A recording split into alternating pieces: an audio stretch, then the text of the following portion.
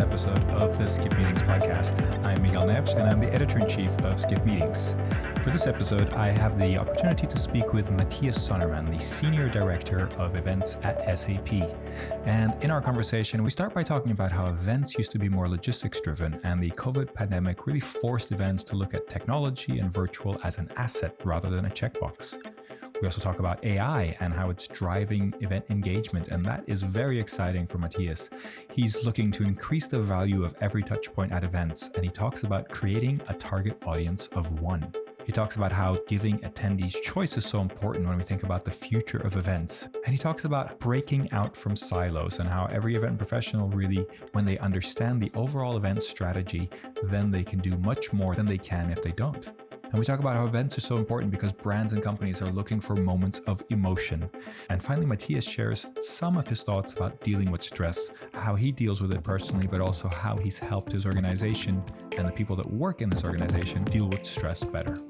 I hope you enjoy this episode, and don't forget to check out the other episodes of the Skift Meetings podcast.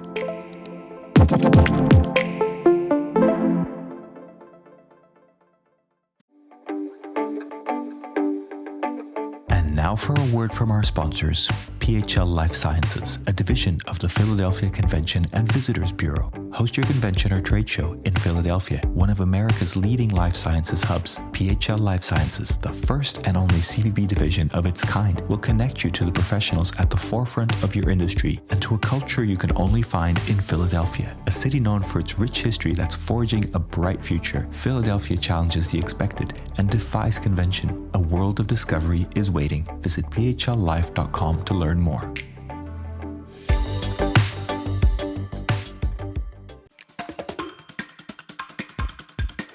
Hello, everybody. Welcome to this episode of the Skift Meetings podcast. I'm delighted that you're here listening with us. And today, joining us is Mathias Sondermann, the Senior Director of Events at SAP. Mathias, welcome to the show. Thank you very much for having me. Mathias, we've known each other for, I think, something like 10 years, maybe 8 years, something like that. I think through our participation in the ECM summer school. I think that was where we connected. But I'd love you to share just your journey as an event professional. And I'd love you to start from the point of where you first kind of met events or understood events, and kind of tell us a little bit about how your career evolved from that point. I think my first interaction with events was when I was working in an agency, and it was an agency group with different marketing disciplines. And I started my career as a consultant for B2B marketing communication. So especially sales focused, right? So as a German marketer in an agency, you usually work with the automotive industry. And we had several clients from the German automotives, and we did like sales support, brochures, workshops, blah, blah, blah, all of that kind of stuff. Even some classical marketing, like advertising and so on. But part of it was, since we were looking at holistic marketing programs, were incentives, right? And this agency group also had an events piece branch to it. And that was my first encounter when I started to work with the colleagues who, as part of a program for a client, they were looking at the incentive piece, or when an event or the incentive were at the center of what they were doing, then we would probably sometimes help with communication, like writing invitation letters and doing a little campaign around the events. That was my first encounter, and I found, and that's probably interesting enough, when I looked at it, oh my God, that's something I'd never want to do. Okay, tell us more. Yeah, I found it like, these guys were always so stressed, right? They were working day and night. They were, calling customers on the phone, receiving faxes. Yes, it was still fax times, and put it all in the lists. And, they were, and went on site. And I felt like, oh my God, this must be so stressful. But then, of course, you get in closer touch with it, right? And then as soon as I was actually participating in the first event on site myself, it opened up like a whole new world to me. And I thought, oh my God, like you can have such an impact. You can make such an impression on people, with the classical marketing programs that I was working on before. I could never do that. I could never create these emotions with people, like, happy or angry, right? Depending on how well you do the job. And then that caught me. So from hating it, I went to loving it and stayed with it. Very interesting. Thank you for sharing that. And so tell us a little bit more about kind of the evolution of your career from this point onwards. Yeah, I started, I started an agency. I stayed in that agency group, just went to the event side of it, and started with like supporting larger programs and projects, to then owning my own larger projects, as the agency representative with a customer, onto becoming a key account manager for one or two of these customers, and looking at portfolios of events and entire programs. After a couple of years, I switched sides and went into a company, corporate customer, and started to work in the IT industry for an IT company called SAS. Their European headquarters were in Heidelberg in Germany, so that was like an easy commute for me. But it showed me the different side of things, right? Whereas in an agency, you're looking at fulfilling customer needs mainly. Like a customer drives the strategy and tells you, like, we have this and this content, but here's how we want you to execute the program. Switching the sides meant that I had to focus on like the other side of the things that looked so easy from an agency perspective, right? But understanding, what is it that we want to tell? How do we want to get this across? What is how do we get the budget to do that, etc.? Was really, really interesting. And after a couple of years with this IT industry, I switched and went to SAP, a larger corporate in Germany and active worldwide. And again, built my career there from, again, like leading portions of events to leading the large programs that SAP runs, Sapphire, TechEd, and others, to leading the team that led those programs, to now looking at standardization of events holistically. Like a long journey, like it, I hate to say, but it's long, I think more than 20 years of career in like 5 minutes. That's really impressive. Well, thank you for sharing that. And so your current role at the moment is more overseeing people that are overseeing these large events, if you will.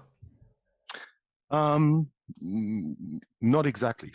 SAP is a very diverse company, right? So consisting of, like, diverse meaning in the sense of not necessarily super centrally driven. So SAP has a number of board areas, departments, etc., and also coming with that, a number of different events teams and marketing teams that execute events. So my role is now to look at, how do we harmonize that? How do we set standards so that from a customer perspective, SAP appears as a consistent experience, regardless of who and where is planning or executing an event. That's a relatively new function, and we talked already in a previous conversation around building this so-called center of excellence that's supposed to drive this consistency across the company. So in short, like, not involved in planning and executing programs, involved in driving consistent planning and execution and outcomes for events. Would it be fair to call that a sort of a blend between kind of a brand policing kind of element with also the strategic meetings management element of standardizing meetings across the company? Yes, the latter piece, yes. The first one, policing, no, but that's driven, I think, mainly by the company culture. Companies are different. This one, as I said, is relatively diverse. So it's more often like, trying to gain the buy-in, the understanding of the different teams, aligning them towards a common goal. So I've learned a lot about, I think, how politicians work and how politics work, more than in the past. And do you see yourself as an event professional still with with your current role, or do you see yourself as more of like a technology professional because of the parent company being a technology company? Definitely more event professional, um, but trending towards more becoming a holistic marketeer, because um, I feel like, but I think we'll get to that at a later stage in this conversation as well. Events are evolving out of their silo currently. Mm-hmm. Interesting. Well, let's go there now. I mean, I'm happy to Mm-hmm. jump all over the place wherever the conversation goes. So you see yourself Yeah. as event marketing, you see events kind of coming out of their shell in a way. Tell us more. Like, do you have a kind of a theory, your own theory about this? Or are you kind of picking up on different senses? What's giving you that feeling? I think that events used to be, and that's, I think, based on my personal observations, but um, also learned in many conversations that I had with peers and colleagues around the world. Events used to be more logistics driven, mostly logistics driven. As I said, like, from my agency times, you're told like this is what's happening, and then you can get a little creative in how you want to get that across and how you build the logistics around it and how where you do it, etc. Um, but it's all very much focused on getting people from A to B, creating a great experience for them at that moment in time. Um, I think the pandemic in this case helped to catalyze the evolution of events, because it forced, and that's, I think that was one of the driving factors. It forced events to more look at technology and virtual as an asset rather than just a checkbox. So, to give a practical example, in the past, the virtual program or virtual piece of a program used to be, okay, we will stream the keynote, or even worse, we will record the keynote and we'll put it on a company repository that people can sign up to and look at the recording if they didn't have the time to attend the keynote. Now in the pandemic, virtual became the program, and that opened up a whole new perspective on events for, I think, the majority of event planners and event professionals. And with that, events suddenly became part of a virtual or technology-driven customer journey. All of the other marketing tactics were already there. Like, you could see social media has been on the rise for years now, and talking to customers, reaching customers into communication channels, etc., in social media had already happened for a number of years. Classical advertising was happening on screen, in the web, in social media, etc. Like, wherever you look at all the other marketing tactics, they were already technology embedded. Events, not so much.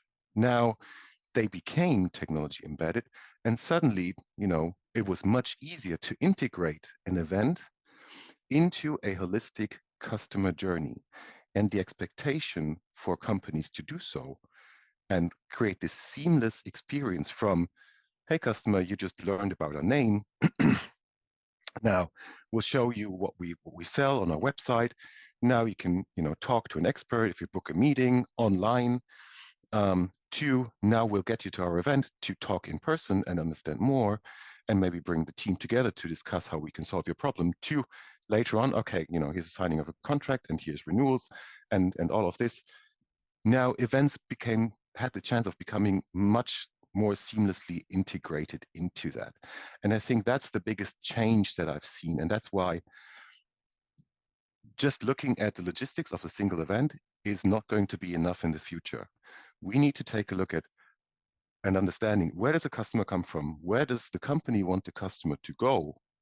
And how can this event that is no longer a standalone thing help advance people through this journey?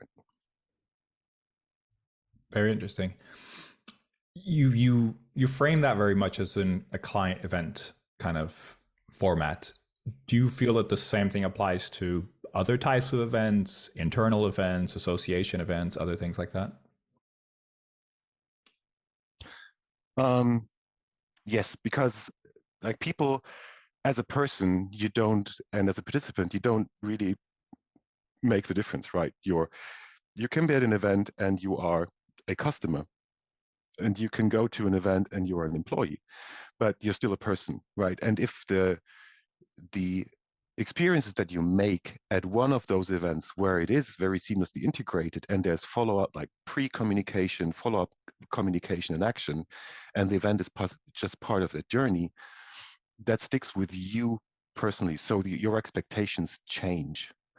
So as most of the events that we do, of course, are customer related, um, I think that other events and disciplines may not be necessarily be at the forefront because customer events are the core of what we do, but we'll have to follow if they want to be successful continuously and sustainably. Interesting. And this is very much talking to that element of event marketing, right? And that kind of transition into event marketing. We've been kind of covering a lot of trends, and event marketers essentially kind of being forced or being very kind of uh, bullish on events. This idea that with a lot of also kind of quite invasive digital technology being more limited, more privacy concerns, events being a high touch format, being more attractive to marketers. Is that also part of the equation? And yeah, I kind of get the sense that events, because they were more logistics and because they're more unique and more kind of physically, active, and you have to move things around, they're a little harder to standardize. But at the same time, I kind of see that is their magic and their appeal in a way. Is it kind of the winning tactic or the winning strategy for marketers going forward, or has it always been there and we're just kind of refining it to be even better now and even more kind of data points and making it more streamlined, if you will? Definitely the latter one. I think the importance of events is not going to shrink. Instead, I think it's going to be they're going to become even more important. I think they already are than they were.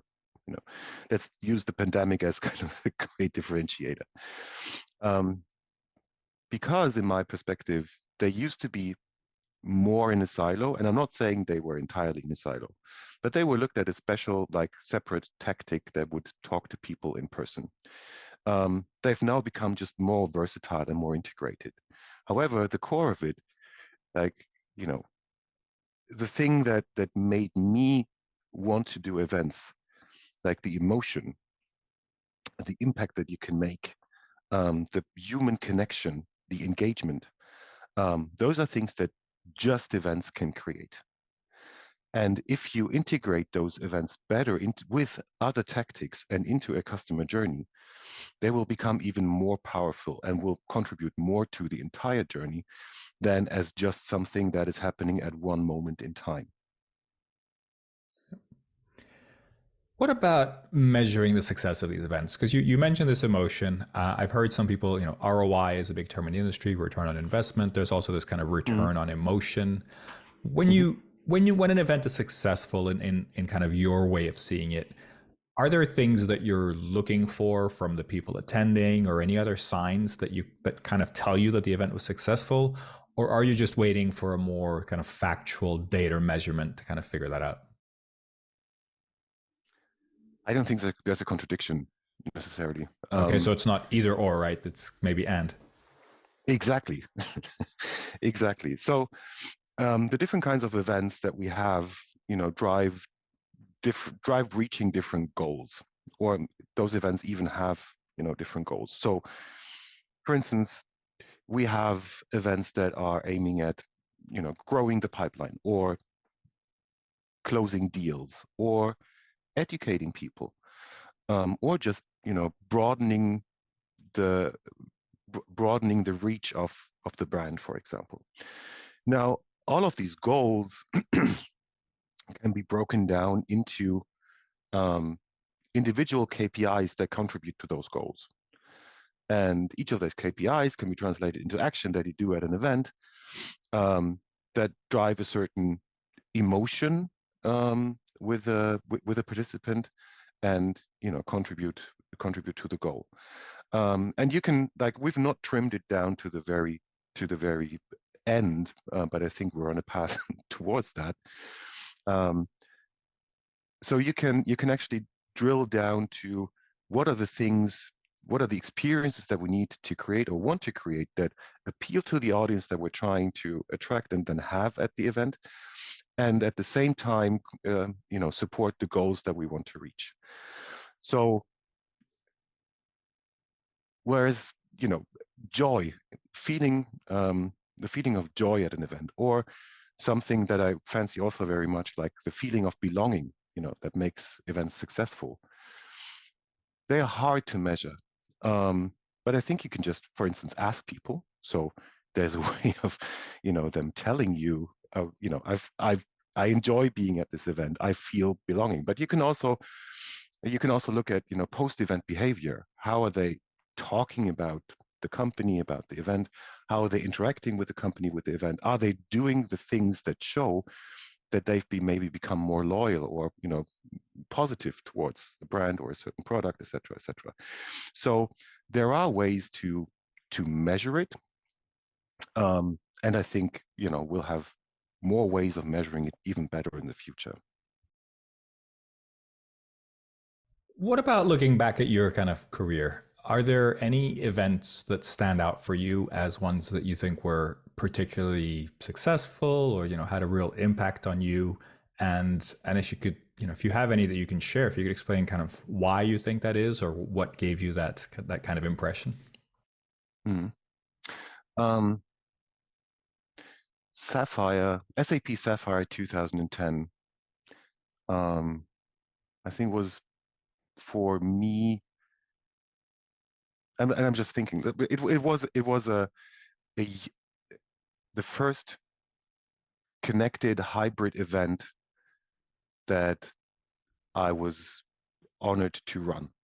It was a program that was happening simultaneously in Frankfurt in Europe, and in Orlando in the United States.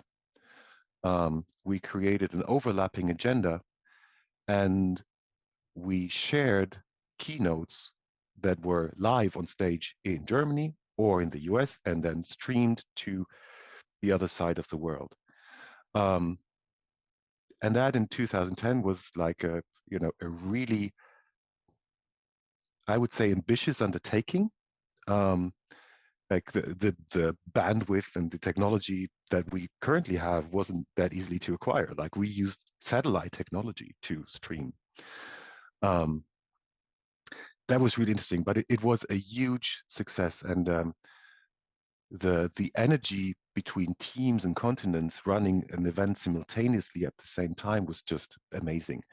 I don't think I've necessarily ever seen a team so focused, so dedicated, so engaged, so happy to run something so innovative at almost 14 years ago now.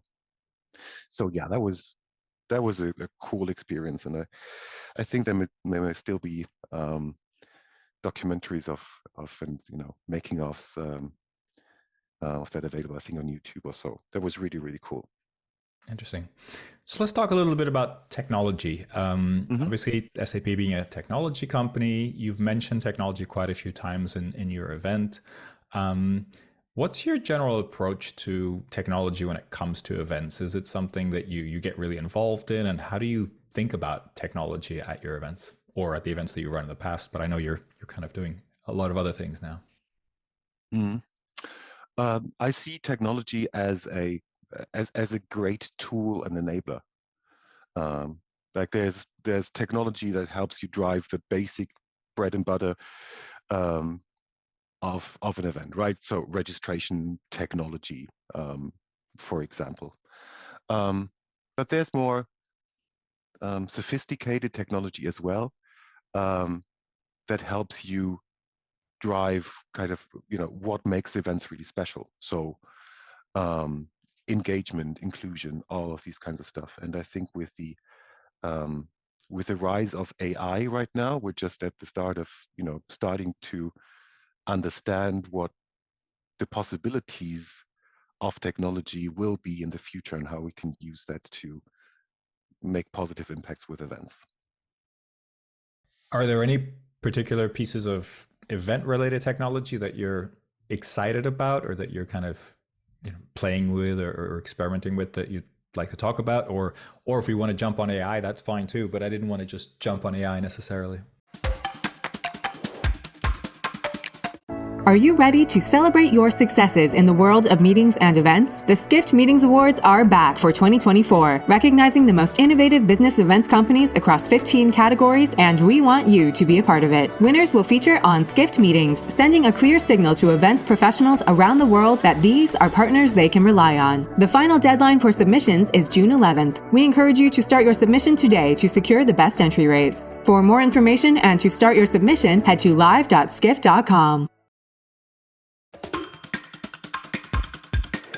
Mm-hmm. I think, I've now spent more time to think about AI than I have at maybe evolving other kinds of technology. I mean, of course, there are, this hybrid technology of, including webcasts, for instance, into an event agenda in hybrid meetings where some people are in the room and some are remote. So all of these things are, really cool, but, have been practiced and now integrated over the last 3 or 4 years pretty well, I feel. AI is really, can be a game changer in many ways, and I think in ways that are that we maybe don't even understand yet. If I can talk a little bit about AI, just in end of last year, October, I think last year, I was in an event format, the so-called EBX Lab, run by the German Convention Bureau and the Fraunhofer Institute, to basically evaluate AI and come to pretty, tangible use cases of AI for events specifically in the future. And it was really like we spent 2 days in workshops, and the German Convention Bureau has just now published a white paper around this, about the outcomes of this workshop. But just by talking to each other and starting to brainstorm a little bit around what the options of AI are, they became so breathtaking and almost endless. But we focused on things that really drive event success, and that was engagement. Where when people feel engaged, when we drive the right engagement, that drives event successes. And when you start to think about how AI can help drive that engagement, you can look at every touch point, for instance, that a customer or a person has with an event, and you can increase the value of that with AI immensely. So, for instance, when you, I think the first touch point that you have with an event is that you learn about an event happening, or you get invited to an event.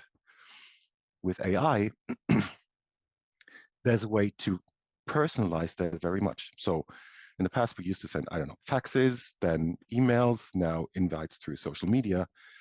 Now imagine if you want to get invited, you probably have a preference how you want to be talked to or invited to an event by somebody. Now AI will probably allow us to reach every single person in the way, where, and when they want to be reached in their preferred channel. So the same invite information, for instance, can be going out to person A via an email, and person B via maybe, I don't know, a direct message in social media, for example, written in a way, in their language, in the way that they want to receive, or like to receive information in the slang, maybe, if you want. And you can drive that to, like, I'm getting to the event, and how do I want to, for instance, consume content? Keynotes, just as an example, used to be, and still are, big rooms with somebody on stage who's telling a story. And you have an audience sitting there and listening to that, and maybe allowed to ask questions.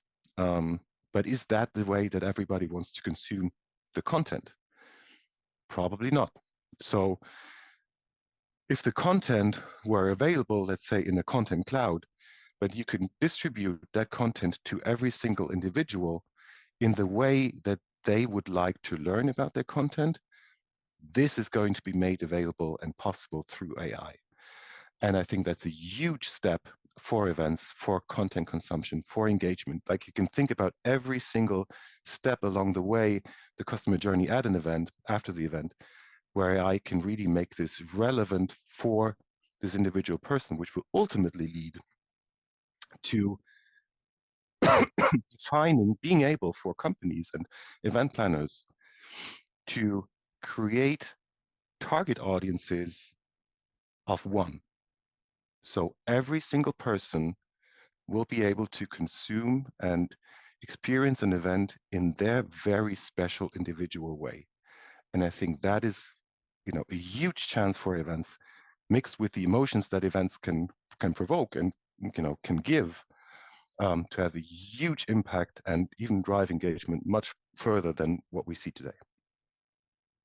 Very interesting vision of using AI. A couple of things come to mind when you're saying that. One is the creating a target audience of one. I really like that expression. But is there a danger there that we are then not creating or moving away from shared experiences?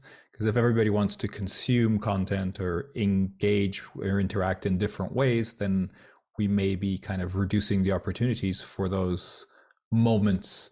I'm not a big fan of dark rooms and keynotes necessarily, but they do sort of force us into one physical space, and then serendipity happens and things like that. And you do have some of the magic of events tends to happen because you are sometimes forced a little bit out of your comfort zone, if you will.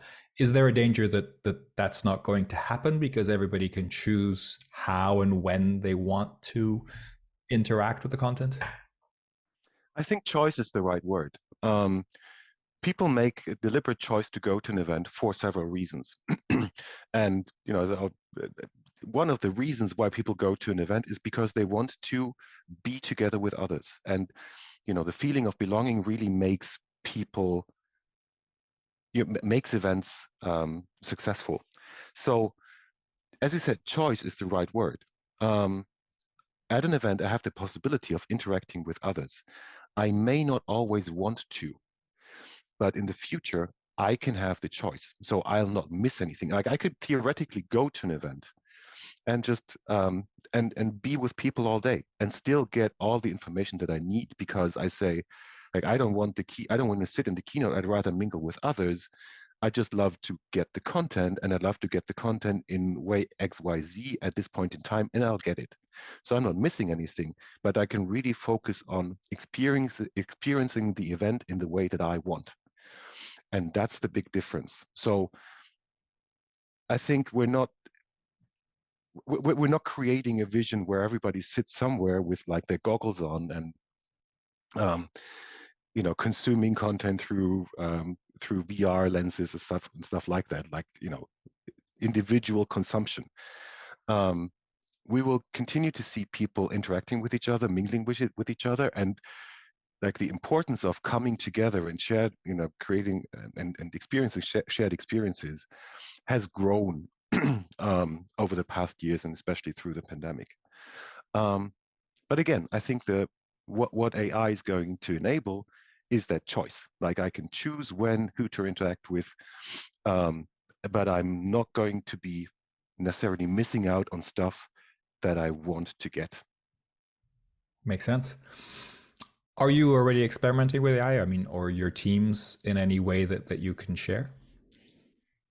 Um, we are at very early stages right now, and as I said, we just started the brainstorming actually together with representatives from other agencies, venues, other corporates, um, to imagine what it could be. I can't share like what exactly it is that we're looking at in terms of AI for this year, but I think we're looking more at a time frame of maybe 2 years or so, realistically, especially from a European point of view, where like data regulation, etc., is different than in other parts of the world, until we can see a broader use at large events. Makes sense. Are there any other innovations or trends apart from AI that you're kind of excited about, or that you see a really good use for in the near future? Um, I think just what I mentioned before, like the closer integration of events into the entire customer journey, and the marketing tactics, can drive a larger confidence of events too. And maybe the point of view that I have here is not necessarily representative for all companies or all event planners.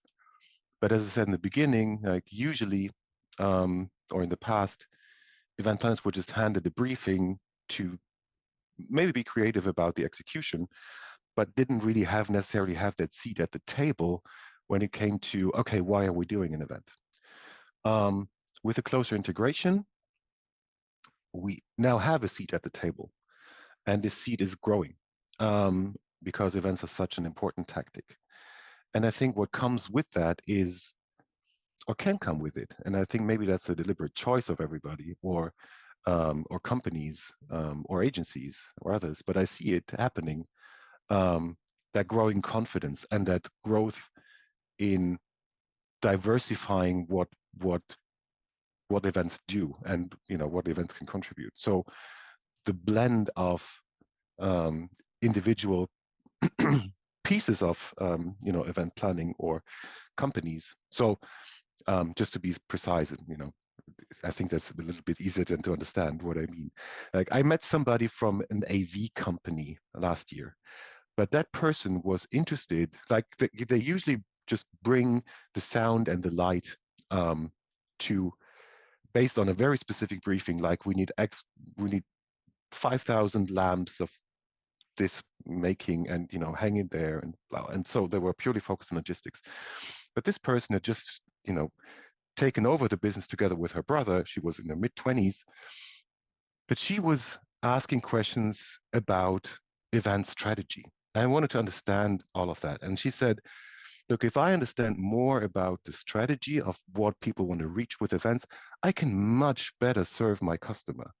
And I can much better do a service, and I can much better use the equipment that I have, because I can tell them, like, look, if it's that what you're trying to reach, then here is what I suggest you do, and here is the material that I suggest you take to reach your goal.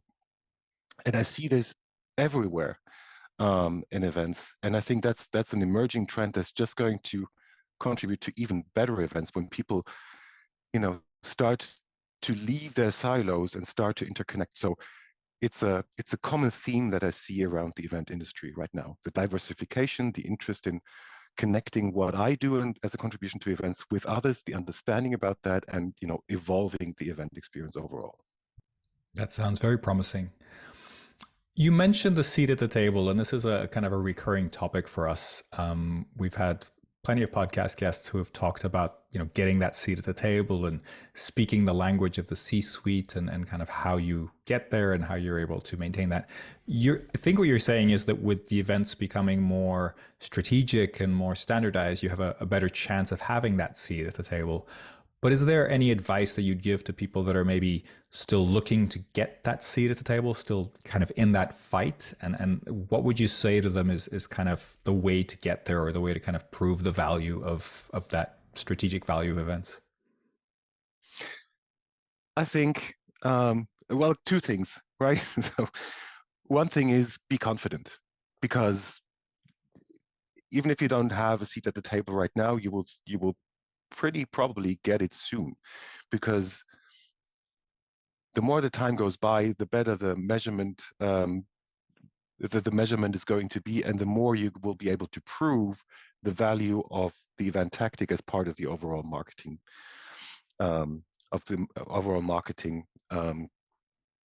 tactics. The other thing is, yeah, I mean, the confidence that we've seen, that we see evolving everywhere in this industry,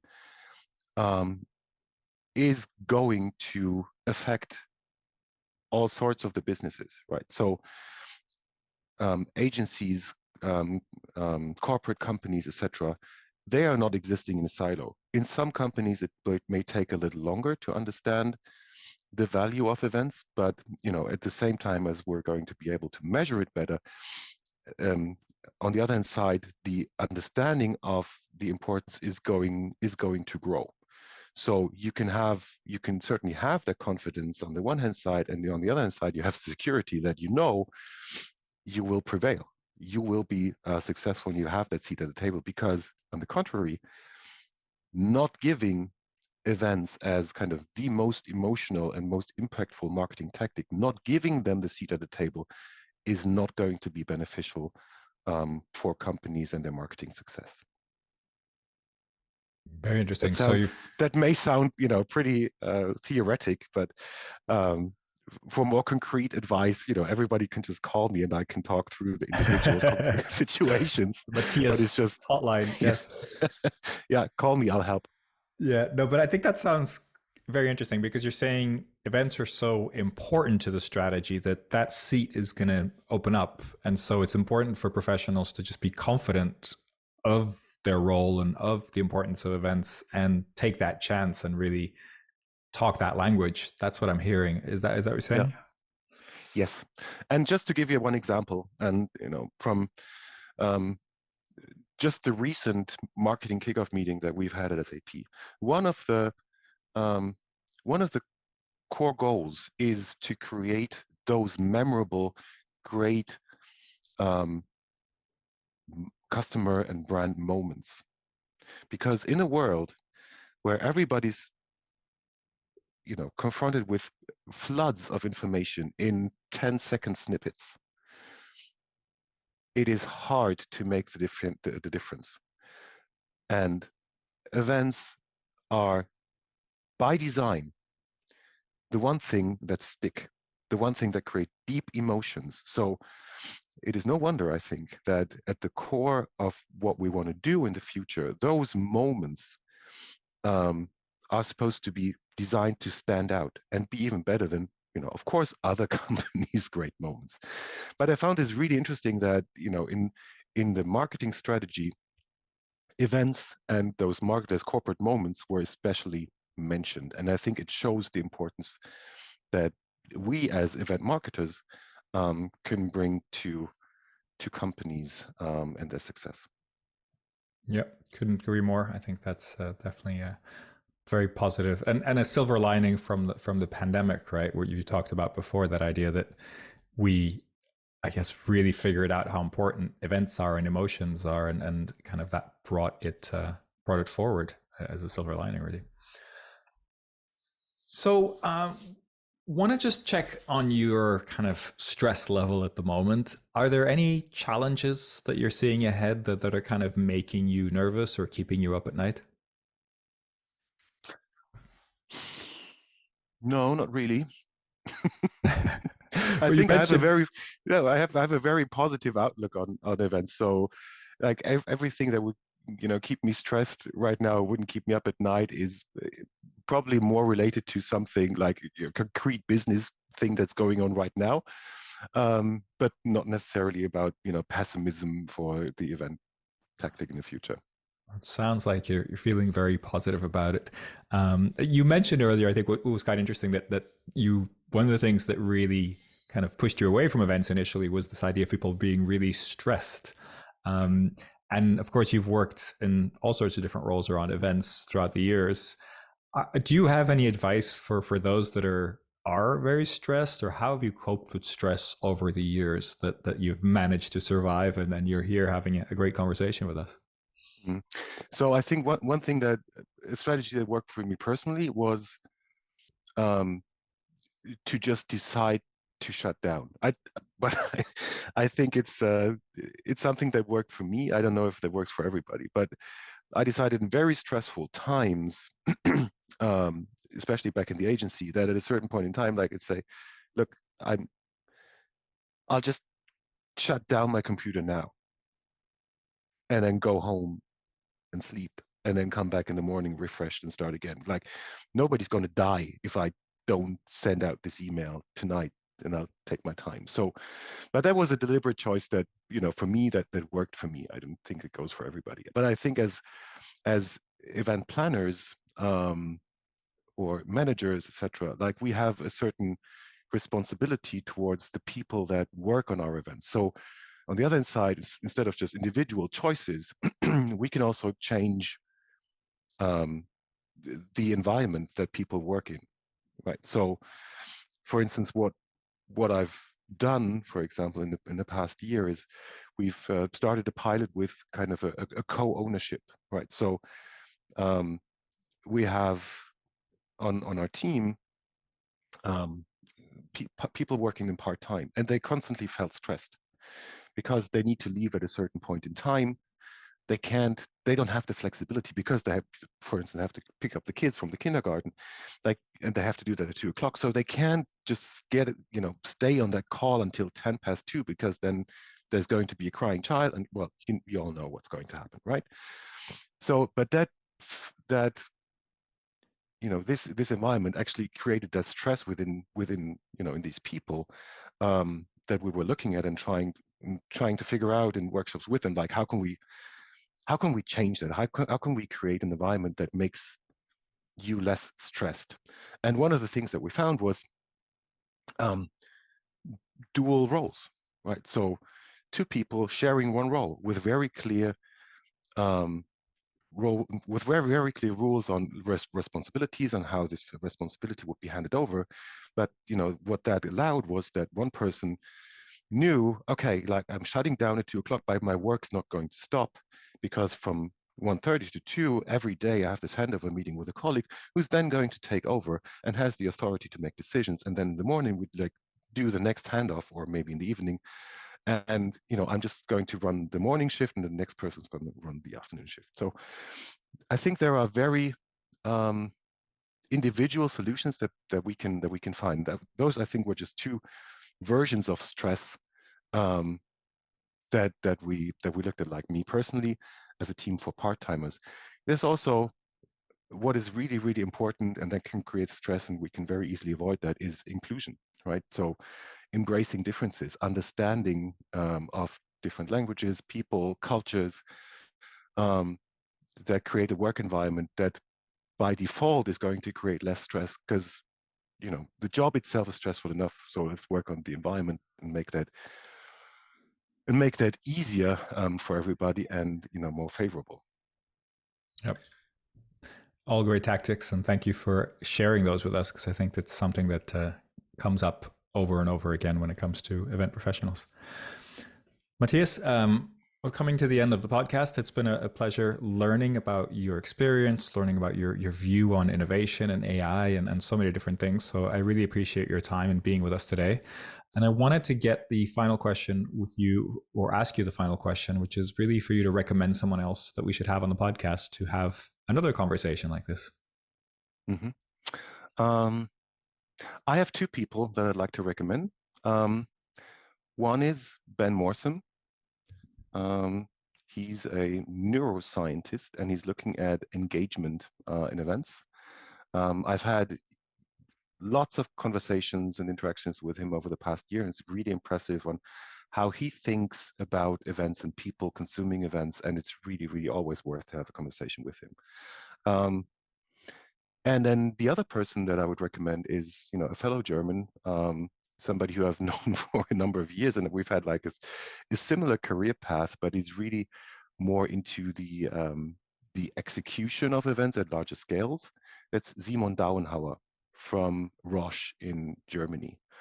Really, really great, energetic character who's looking at reinventing the way that Roche runs events in Germany. And again, coming back to the theme, not just as a standalone marketing tactic, but as part of and an integrated part of the communications team. I appreciate the two recommendations. I think they're both excellent, and we'll follow up on those. So thank you. Matthias, it's been a pleasure chatting with you. Thank you for being our guest on the Skift Meetings podcast. And I wish you lots of success for the times ahead. And hopefully we'll catch up again soon and learn all about how you've integrated AI and all the great things that you're working on. Thank you very much for having me again.